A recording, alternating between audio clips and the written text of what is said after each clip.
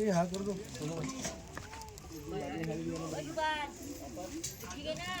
क्या करो आप इतना सारे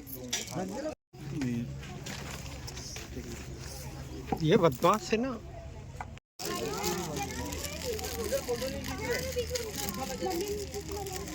बड़े बच्चे का फोटो ऐसे आ जाएगा।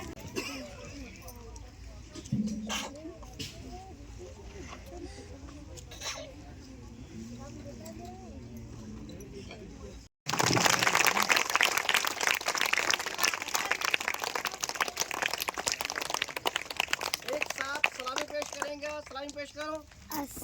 जय हिंद। एक साथ राष्ट्रगीत। अधिनायक जय भारत भाग्य विधाता पंजाब सिंध गुजरात मराठा द्राविड़ उत्कल गंगा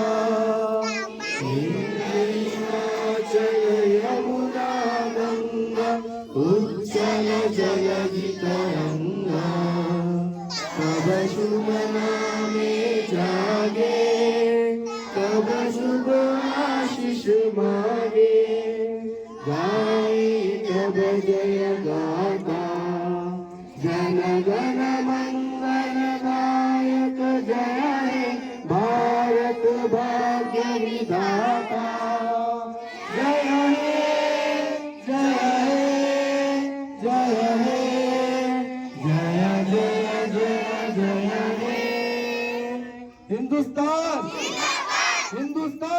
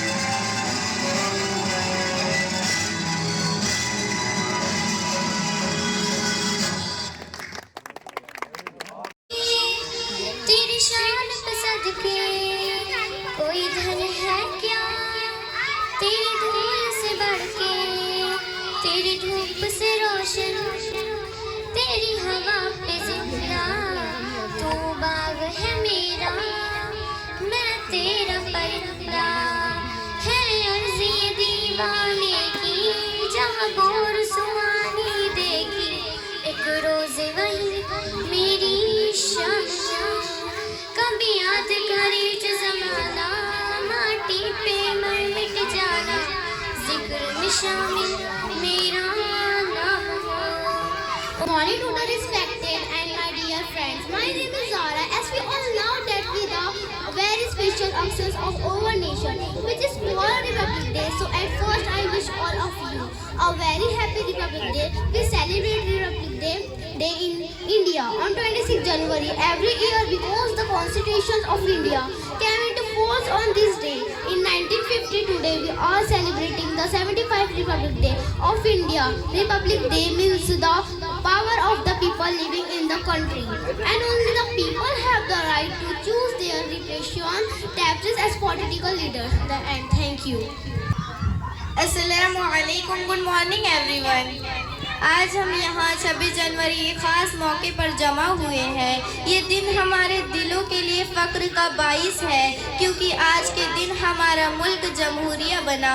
26 जनवरी 1950 को हमारा आइन नाफिज हुआ जो हमें हमारा हुकूक, फ़राइज़ और आज़ादी की ज़मानत देता है। जब हम इस दिन की अहमियत को समझते हैं तो हमें याद आता है कि आज़ादी का ये सफ़र कितना मुश्किल था। हमारे बुज़ुर्गों ने अपनी जानों का नजराना देकर हमें एक आज़ाद मुल्क दिया। वो ख्वाब जो इन्होंने देखा था आज हमारी हकीकत है। हमें सोचना चाहिए कि हमने इनकी कुर्बानियों का क्या हक अदा किया है। क्या हम अपने मुल्क की कदर कर रहे हैं? आज का दिन हमें ये याद दिलाता है कि हम एक अजीम कौम हैं। हमारे पास जमहूरियत की ताकत है जो हमें ये हक देती है कि हम अपनी ज़िंदगी के फ़ैसले खुद करें, लेकिन इसके साथ ही ये हमारी ज़िम्मेदारी भी है हम हमारे मुल्क की तरक्की में भी हिस्सा दें। ही मेरी मंजिल है पहचान तुझी से, तू ही मेरी मंजिल है पहचान तुझी से।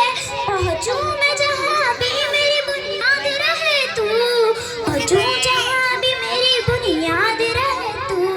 ऐ वतन वतन मेरे आबाद रहे तू, ऐ वतन वतन मेरे आबाद रहे तू। मैं जहाँ रहूँ जहाँ मैं याद रहे तू। जब से मौलाना जी से जुड़ी हूँ, मेरे बाबा थे उमेश बाबू चौबे जी, उनके साथ ही में ही ये नींव रखी थी, यानी छोटा सा पौधा लगाया था इसका, अभी बड़ा वृक्ष बन गया है। और इसके पीछे सर्वधर्म समभाव की जो भावना है मौलाना जी की, वो मायने रखती है। और मैं अब क्या कहूँ, देखने से बहुत आनंद होता है। उनको याद नहीं रहेंगी फिर भी मैं याद दिलाती हूँ कि मुझे आना है, मैं आती हूँ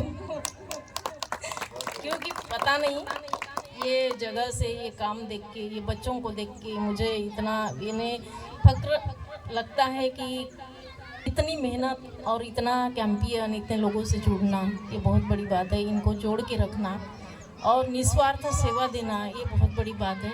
हर कोई नहीं कर सकता, ये ऊपर से ही आता है। वो उनके पास है, मौलाना जी के पास। मेरे बाबा थे तब आते थे, अभी जब तक मैं हूँ तब तक मैं भी आऊँगी।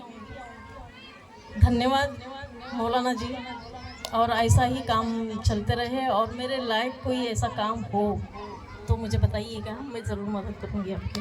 धन्यवाद।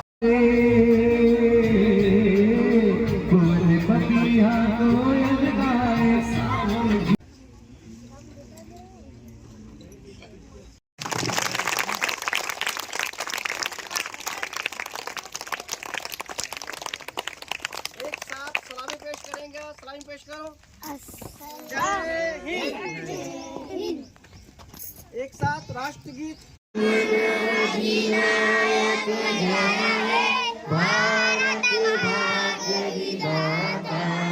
जन गण मंगल गायक जय हे भारत भाग्य विधाता। जय हे जय हे जय हे जय जय जय जय हे। हिंदुस्तान हिंदुस्तान।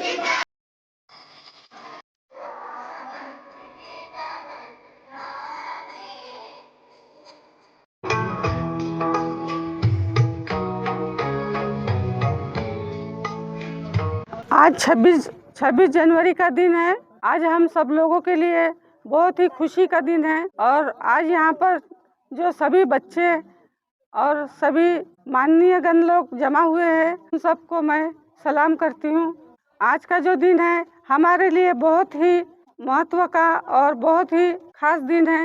इस दिन के लिए हम साल भर इंतजार करते हैं और जब ये दिन आता है तो हम सब खुशी से फूले नहीं समाते हैं। धन्यवाद। बहुत खुशी की बात है, मुझे यहाँ पर आमंत्रित किए, 5-6 साल से लगातार बुला रहे थे। मैं आज सोच लिया था कि आज मुझे जाना ही है और मैं ये जगह देखा, बड़ा सचमुच में जन्नत सा महसूस हुआ। ये बच्चों का लिबास देखा मैंने। ये जो मज़हब की बात करते हैं उनके लिए एक संदेश देना चाहूँगा कि मज़हब सिर्फ इंसानों की मज़हब होती है। ये बात यहाँ पर सीखने को मिला मुझे। और सही में वतन के लिए जो जीने की जिज्ञासा रखे हैं बच्चों ने, मुझे ऐसा लग रहा है कि बिना वजह ये राजनीति करने वाले लोग अपने अनाप शनाप बातों पर हम सबको उलझा देते हैं और हम उस उलझन में फंस जाते हैं। आज मुझे पता चला कि इंसानियत सबसे बड़ी मजहब है और वो यहाँ पर मुझे देखने को मिला है। इरशाद मौलाना साहब का मैं शुक्रगुजार हूँ कि मुझे बुलाए यहाँ पर। Very good morning everybody, the children and the deputed persons. Today is the 26th January.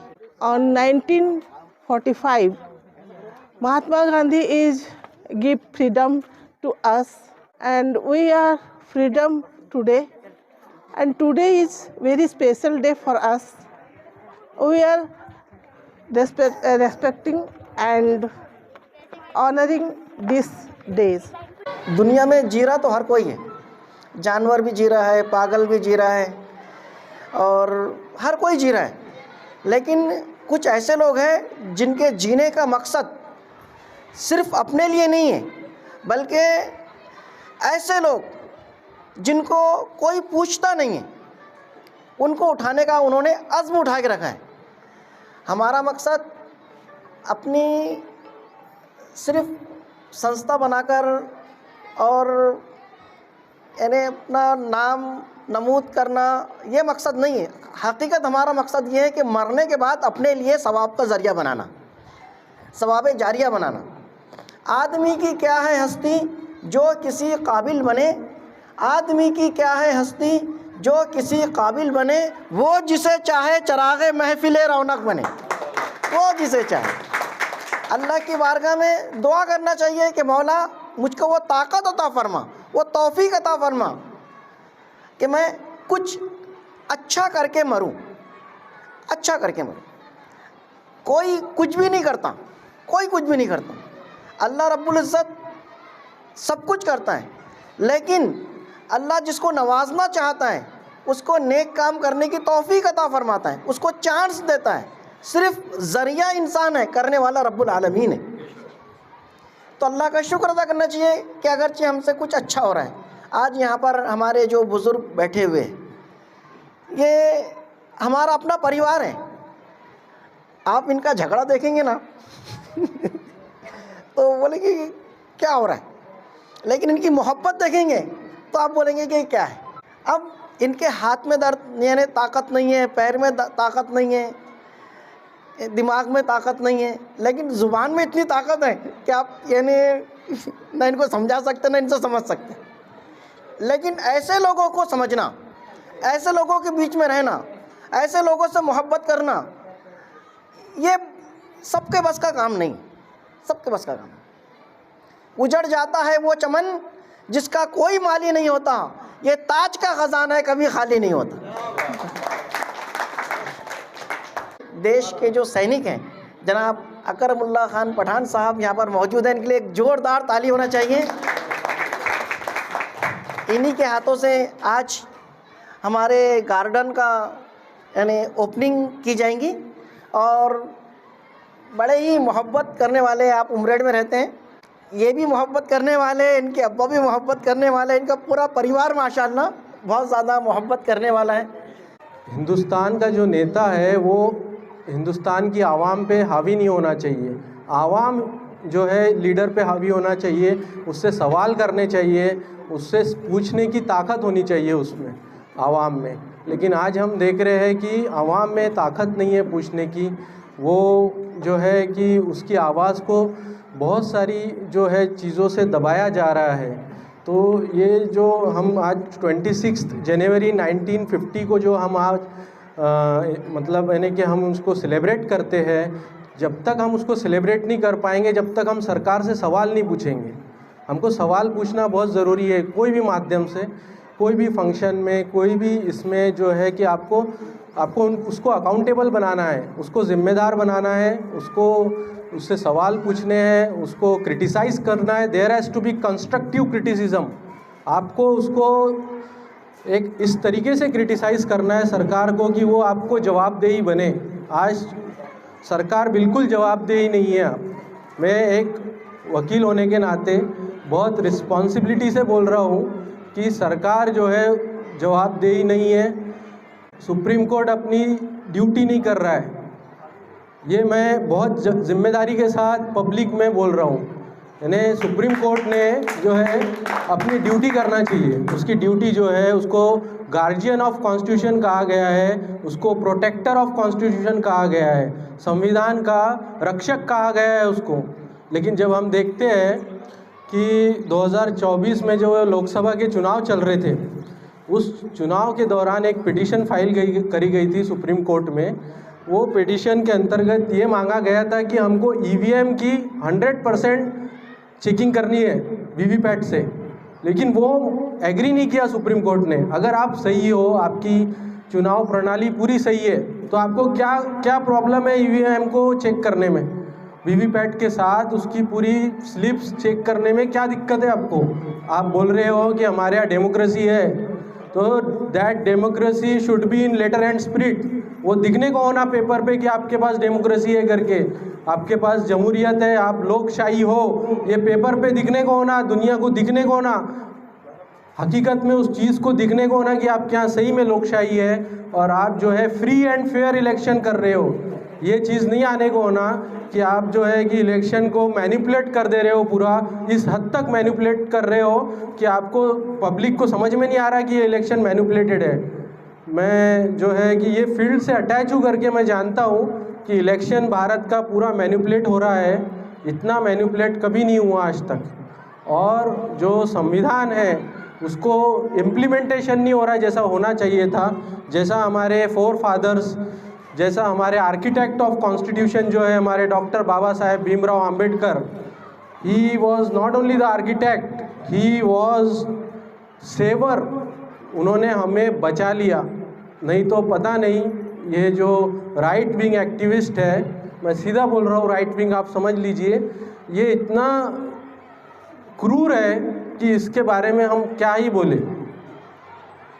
ऐसे पब्लिक प्लेटफॉर्म पे राइट विंग एक्टिविज़म के बारे में बोलना बोले तो आजकल बहुत देख समझ के बोलना पड़ता है, क्या बोलना है या नहीं बोलना है। और हमारा नागपुर तो उसीलिए मशहूर है। तो वो लोग चाहते ही नहीं थे, उनकी इच्छा ही नहीं थी कि ये संविधान को, आज भी वो जो है कि उनका एक स्टेटमेंट आया रिसेंटली, अगर आपने पढ़ा होगा, कि भाई 2019 में कोई बोल रहा है कि भारत आज़ाद हुआ है, यानी आप समझ लीजिए 2014 में बोलता है कोई आज़ाद हुआ है। मतलब आप मजाक उड़ा रहे हो फ्रीडम फाइटर्स का। आप एक आर्किटेक्ट ऑफ कॉन्स्टिट्यूशन जो है भीमराव बाबा साहेब अंबेडकर का मजाक उड़ाते हो। आपको ऐसा मतलब है कि इतना इजी पैसेज मिल गया है, सेफ पैसेज मिल गया है कि आप समझने को तैयार नहीं कि हमारी जो फ्रीडम स्ट्रगल था, हमारा जो आज़ादी का आंदोलन था वो क्या था, उसके मायने क्या थे, उसका जो है कि कंस्ट्रक्टिव वे क्या था। इसलिए मैं बोल रहा हूँ कि सरकार को सवाल पूछना है आपको। आप चाहे हाई कोर्ट में रीट याचिका करो, चाहे सुप्रीम कोर्ट में याचिका करो, लेकिन सरकार को इतना अकाउंटेबल बना दो कि उनका सांस लेना मुश्किल हो जाए। उनको जवाबदेही होनी चाहिए, वो डरना चाहिए पब्लिक से। We have elected them, the people of India have elected them, we want this constitution to function। ये कॉन्स्टिट्यूशन चलना चाहिए, ये देश चलना चाहिए, हम सब एक साथ रहना चाहिए, हिंदू मुस्लिम यूनिटी होनी चाहिए। There should not be any hatred. We love diversity, we love unity in diversity, we are diverse. हम जो है हमारी बुनियाद डाइवर्सिटी है। आप 200 किलोमीटर पे जो है भाषा चेंज हो जाती है, कल्चर चेंज हो जाता है, कस्टम चेंज हो जाता है। अगर आप अकोला का मुसलमान देखें तो वो अलग है, नागपुर का मुस्लिम उसकी तरीका अलग है, वैसे ही कल्चर अलग है, रिलीजन अलग है, सब चीज़ें अलग है। तो वो चीज़ को हमको प्रोटेक्ट करना है। कोई यहाँ पे बड़ा नहीं है, कोई यहाँ छोटा नहीं है, हम बराबर है। हमें आर्टिकल 14 को प्रोटेक्ट करना है, राइट टू इक्वालिटी, समानता का अधिकार। तेरी दुआ से छू लूँ उसे मैं, माँ की पाँव में जन्नत है। तेरी दुआ से छू लूँ उसे मैं, माँ की पाँव में जन्नत है। समझूँ खुदा खुद में उसे मैं, ये मेरी दिल की हसरत है, ये मेरी दिल की हसरत है। नाम बदल कर शहर गांव और देश बदल रहे हो, नाम बदल कर शहर गांव और देश बदल रहे हो। इतने सातिर हो बहुरूपियों की तरह, इतने सातिर हो कि बहुरूपिये की तरह भेष बदल रहे हो। नाम बदल कर शहर गांव और देश बदल रहे हो। ज़रूरत नहीं है देश बदलने से, कुछ नहीं। ये देश है, पहले भी हिंदुस्तान था, आज भी है और रहेगा, इसके ऊपर कोई चीज़ नहीं है। मेरे वतन की मिट्टी में इतनी संजीदगी है, मेरे वतन की मिट्टी में इतनी संजीदगी है कि माथे की तिलक और नापाक वज़ू कर पाक कर जाती है।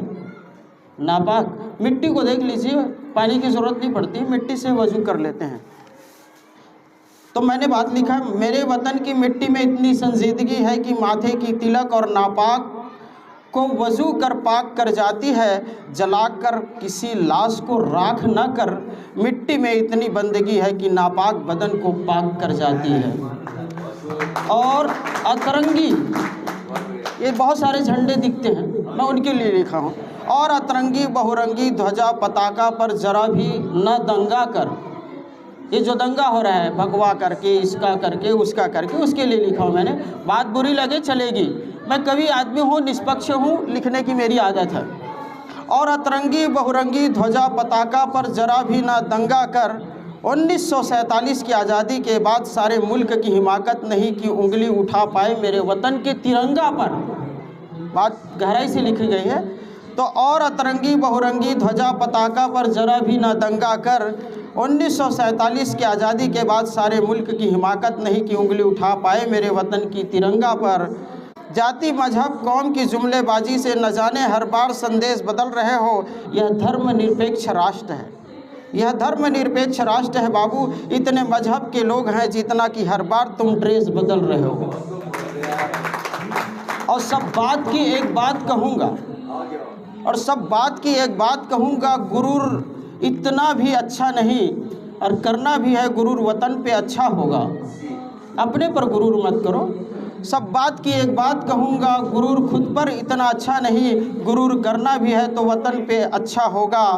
न तू रहेगा न मैं रहूँगा, सारा जहाँ शहर गांव देश वही था वही देश होगा।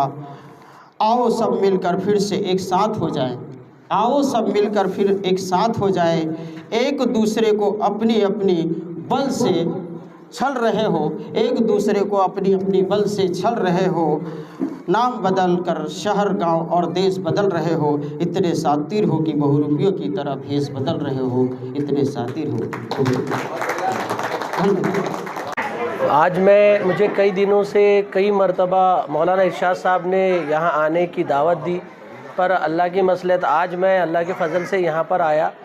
तो ये फैज़ान ताजुल औलिया ओल्ड एज होम उदासा नागपुर में, जो यहाँ पर उमरे रोड के ऊपर में मौलाना इरशाद साहब और उनकी टीम ने जो खिदमत खल्क़ के जज्बे से जो खोला गया है, बेशक यहाँ पे अभी कुछ मूलभूत सुविधाओं को छोड़ के उनके जज्बे को देखा जाएगा तो ये काबिल तारीफ़ है।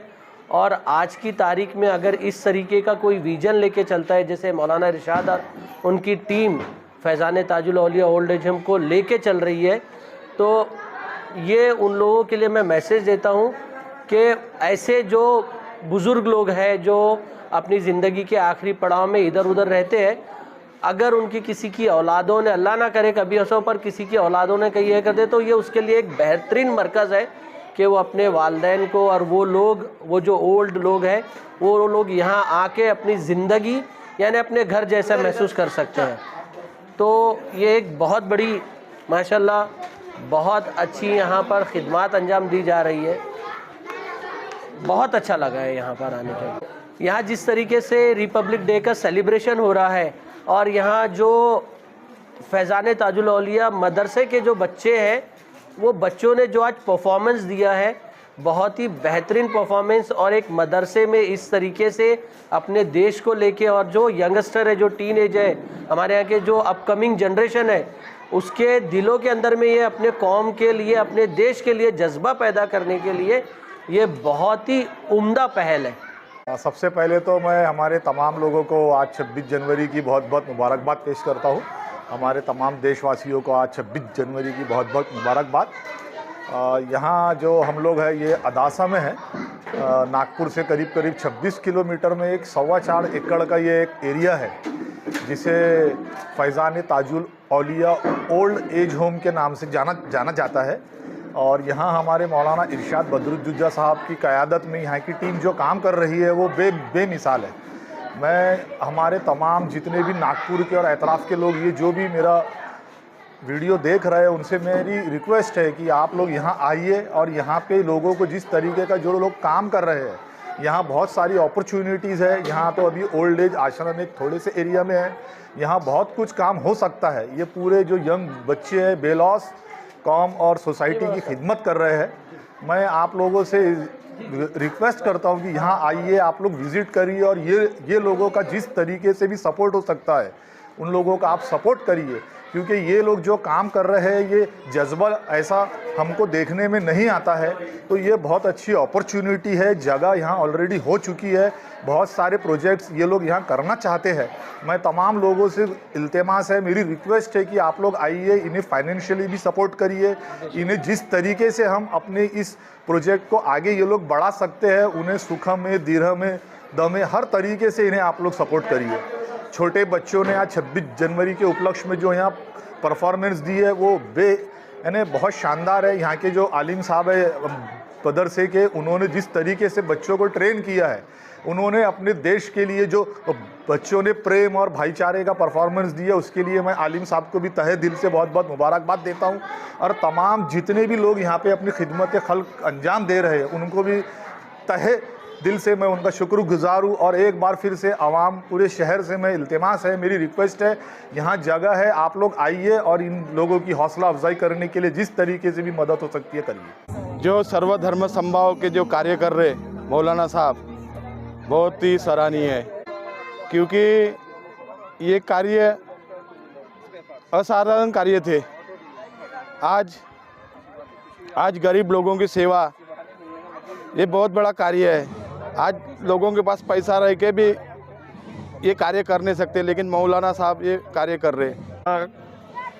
आपने एक बेहतरीन बच्चे को पैदा किया है और जन्म दिया है और उसको अपने देश की सेवा के लिए निछावर किया है। जी जी, कैसा लग रहा है इस समय? बहुत खुशी होती है। तो अल्लाह और मेरे बुज़ुर्ग का करम है कि हमारे औलाद बहुत अच्छी निकली। हमारी पीर मुर्शिद की दुआ है जो हमारी औलाद आज कामयाब है और हमको बहुत खुशी होती है। अस्सलाम वालेकुम। दरअसल मुझे 20 साल कंप्लीट हो चुके हैं और मैं अभी मेजर रैंक पे हूँ और मेरा पोस्टिंग है दिल्ली में 13 बटालियन चंडीगढ़। मैं अभी मेजर रैंक के पोस्ट पे हूँ और सीएम भगवत सिंह पंजाब के जो सीएम हैं उनके सिक्योरिटी, और मैं पुरोहित साहब जो गवर्नर पंजाब के उनके साथ हैं। उनके साथ रहने के बाद में मेरी अभी 20 साल नौकरी कंप्लीट हो चुकी है। मैं मणिपुर, नागालैंड, छत्तीसगढ़, झारखंड, आसाम, भोपाल सब जगह घूम चुका हूँ, चेन्नई वगैरह।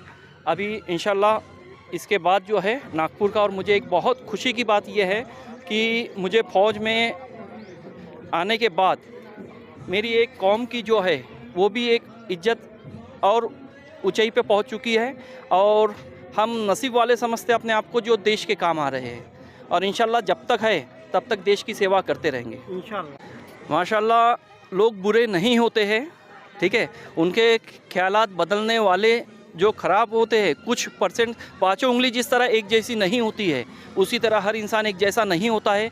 लेकिन एक चीज़ बता देता हूँ कि हिंदुस्तान में जो भी रहने वाला हर इंसान जो भारत देश में रहता है वो सभी धर्म, जाति भेद में, कोई धर्म में, कोई इसमें, कोई उनके सांस्कृतिक जो बनी हुई है, कोई एक दूसरे की भेदभाव या कोई एक दूसरे का कपट रखने वाला कोई सवाल नहीं है इसमें। हिंदुस्तान कैसा लगता है? हिंदुस्तान बहुत अच्छा लगता है और इसीलिए हम फौज में जो आए हैं इसकी भी एक ही वजह है कि हो सका हिंदुस्तान के लिए जितना काम आ सके उतना मौके। हमारी तो जान भी कुर्बान है उस पर। जी बेशक तत्पर है उस समय के लिए हम। बहुत बहुत शुक्रिया सर आपका।